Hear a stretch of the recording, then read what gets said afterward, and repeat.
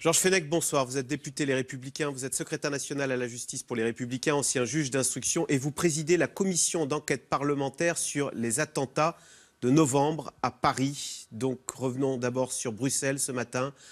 Que diriez-vous que malheureusement, on pouvait s'y attendre? Ces attentats se commettent 72 heures seulement après l'arrestation d'Abdeslam. C'est pour ça, je pense qu'il ne fallait pas faire de triomphalisme au moment de cette arrestation. D'ailleurs, vous aviez mis en garde dès samedi, vous aviez dit attention, il pourrait y avoir des représailles. Donc vous estimez que ce qui s'est passé à Bruxelles ce matin, ce sont des représailles par rapport à cette arrestation? Écoutez, est-ce que vous croyez que c'est un hasard que 72 heures après, il y ait ces attentats à Bruxelles? Je crois qu'on a eu tort de parler notamment de coups portés à Daesh. En ce moment, c'est nous qui prenons les coups. C'est nous qui sommes vulnérables. Il faut bien voir les choses en face. Et ces attentats ne sont pas pour moi une surprise. Et je redoute aussi d'autres attentats sur notre sol. Nous sommes véritablement une cible.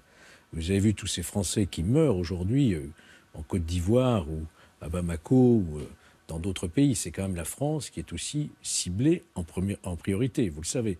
Donc je pense qu'il faut agir vite, de manière coordonnée, mettre tous les moyens dont l'État dispose aujourd'hui et surtout ne pas considérer, on le voit aujourd'hui, que l'arrestation d'Abdeslam met un terme aux actes de terrorisme. Pourquoi ces attentats ont-ils ciblé Bruxelles? Est-ce qu'on dit que Bruxelles est peut-être le maillon faible en Europe du terrorisme, qu'on a été trop indulgent avec Molenbeek?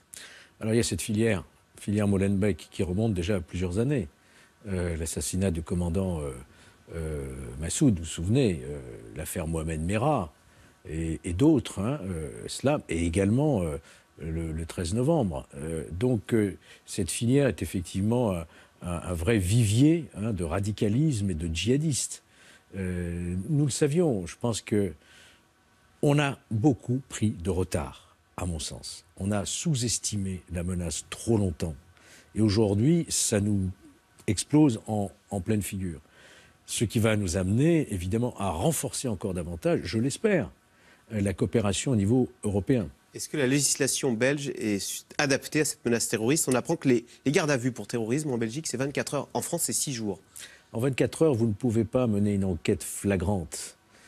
En France, c'est 92 heures plus 24 plus 24. Ce qui donne le temps aux enquêteurs de procéder à de multiples perquisitions, interpellations et auditions. Il est évident que la Belgique doit s'orienter sur des procédures qui soient adaptées au terrorisme, avec des gardes à vue plus prolongés, avec des perquisitions la nuit, avec des juridictions spécialisées, avec l'équivalent de ce que nous avons, nous, un vrai pôle antiterroriste au parquet et à l'instruction. Donc je crois que la Belgique doit impérativement et de manière urgente s'orienter vers ces dispositifs. N'empêche, nul n'est à l'abri. Est-ce que des commandos tels que celui qui a agi ce matin dans le métro à Bruxelles et à l'aéroport peuvent agir n'importe où, dans n'importe quelle capitale européenne? Et question subsidiaire, dans moins de 3 mois, il y a l'euro maintenant en France. Est-ce qu'il faut le maintenir, cet euro? Ou le jouer à... N'importe quelle capitale européenne, vous avez raison. Il y a eu Paris, il y a Bruxelles. Souvenez-vous, il y a eu Copenhague, il y a eu Londres. Donc je crois que personne aujourd'hui, aucun pays européen est à l'abri. C'est d'ailleurs la raison pour laquelle il faut que l'Europe se dote d'un dispositif unifié, coordonné, ne serait-ce que déjà au niveau du renseignement. On peut très bien imaginer un FBI de niveau européen. Voyez-vous. D'ailleurs, la commission d'enquête que je préside doit bientôt se rendre à La Haye pour voir comment on peut renforcer Europol, Eurojust. Les stades, vous avez raison, c'est aussi un souci important. Et c'est pas trahir un secret que de vous dire qu'il y a effectivement des mesures draconiennes qui sont prises actuellement pour la surveillance de l'euro. Oui, alors justement, vous êtes président de la commission d'enquête parlementaire sur les attentats de novembre à Paris. Je sais que vous ne pouvez pas trop parler. Néanmoins, on sait que Salah Abdeslam avait projeté d'entrer à l'intérieur du stade et de se faire exploser. Par quel phénomène des terroristes ceinturés pouvaient-ils s'introduire à l'intérieur du Stade de France, sachant que tout le monde est palpé? J'y étais, moi, ce soir-là. Tout le monde est palpé. Ça veut donc dire que les terroristes comptaient sur des... comment dire? Ils avaient des associés qui palpaient, des vigiles de sécurité, qui étaient associés, qui étaient eux-mêmes terroristes, qui les auraient laissés passer? Je ne peux pas répondre à cette question. Mais c'est capital. C'est capital, mais ça fait l'objet précisément de ma commission d'enquête. J'ai des éléments là-dessus. Ouais. J'en ferai état le jour où nous rendrons public notre rapport, c'est-à-dire début juillet. Donc ça, c'est couvert par toutes nos auditions et nos investigations qui se mènent à huis clos. Mais le problème, il existe, vous avez raison, et il faut le traiter de manière absolument où il n'y a plus aucun risque de pénétration de quelqu'un avec une arme ou avec un gilet explosif. Salah Abdeslam, quand sera-t-il extradé et que pourrait-il nous dire de très intéressant qui nous éclairerait sur ce qui s'est passé le 13 novembre? Écoutez, d'abord, il ne s'agit pas d'extradition, vous le savez, puisque c'est l'exécution d'un mandat d'arrêt européen. Ça, c'est la preuve aussi que tout de même la coopération judiciaire au niveau européen est en marche. Donc il n'y a pas d'intervention du ministre des Affaires étrangères, etc. Il n'y a pas de procédure administrative. C'est une procédure de juge à juge. Donc s'il refuse, comme c'est le cas apparemment, de ne pas son consentement à son transfert devant le juge français, ça va prendre un peu plus de temps, 3 mois maximum, le délai c'est de 90 jours, et il devra bien entendu, il devra répondre aux questions que vont lui poser les juges qui sont saisis des attentats du 13 novembre. Et je ne vois pas comment il pourra échapper à ces questions et comment il pourra ne pas répondre. C'est pour l'enquête un pas très très important. Est-ce qu'on peut imaginer que Salah Abdeslam était au courant des attentats qui ont été perpétrés ce matin à Bruxelles? Je n'en sais strictement rien, je ne peux pas vous répondre là-dessus. Ce que je constate, c'est quand même le rapprochement entre son interpellation et ces attentats, et qui ont été revendiqués, vous l'avez vu, par l'État islamique, qui peut donc frapper à n'importe quel moment, n'importe où, même dans nos pays où il y a des plans Vigipirate, où il y a des plans Sentinelle, où il y a l'alerte niveau 4, niveau 5. Vous voyez que nous sommes encore vulnérables. Donc cela, il faut véritablement se doter de tous les moyens. Manuel Valls s'est fait applaudir par vous d'ailleurs, l'opposition, cet après-midi, parce qu'il a réclamé que les PNR, donc ces fichiers de tous les passagers, que tous les pays européens puissent avoir un fichier commun sur tous les passagers qui prennent l'avion. C'est invraisemblable. Voilà. Invraisemblable que le Parlement...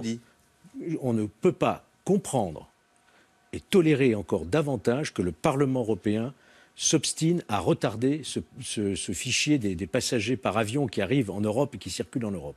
C'est inadmissible. Les Canadiens le font, les Américains le font, les Australiens le font. Bien sûr. Et là, on a une opposition des extrêmes, j'allais dire, des écologistes qui s'associent avec le Front National et quelques socialistes pour crier à l'atteinte aux libertés et aux fichiers. Non, on est face à une menace.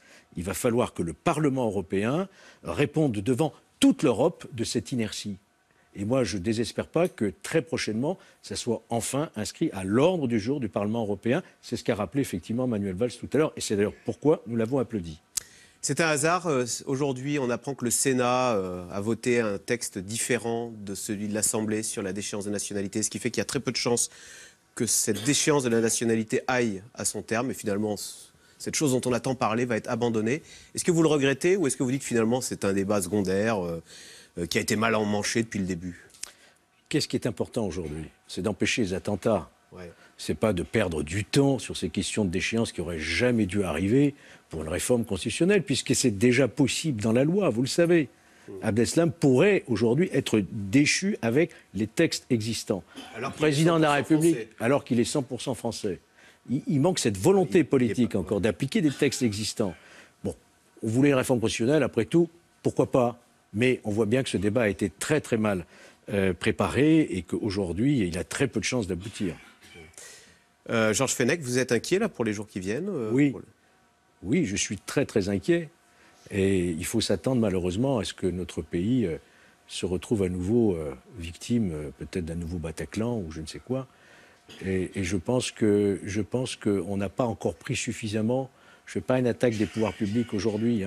On est en train de réfléchir. Tous les logiciels sont en train d'être revus. Tous les logiciels. Que ce soit ceux du renseignement, ceux des forces d'unité d'intervention. Tout est en train d'être revu parce que nous avons face à nous une forme de guerre qu'on ne connaissait pas et auquel il faut maintenant s'adapter. La crainte, elle existe. Ne nous faisons pas d'illusions. Il risque d'y avoir de très forts attentats dans les prochains temps qui viennent. Merci beaucoup, Georges Fenech, donc député Les Républicains du Rhône et président de la commission d'enquête parlementaire sur les attentats de novembre. Restez avec nous tout de suite. Yves Calvi qui revient bien sûr sur ces dramatiques attentats à Bruxelles. Donc on le rappelle, le bilan, plus de 30 morts, près de 200 blessés. C'est dans l'air est intitulé ce soir « Terrorisme, le défi à l'Europe ».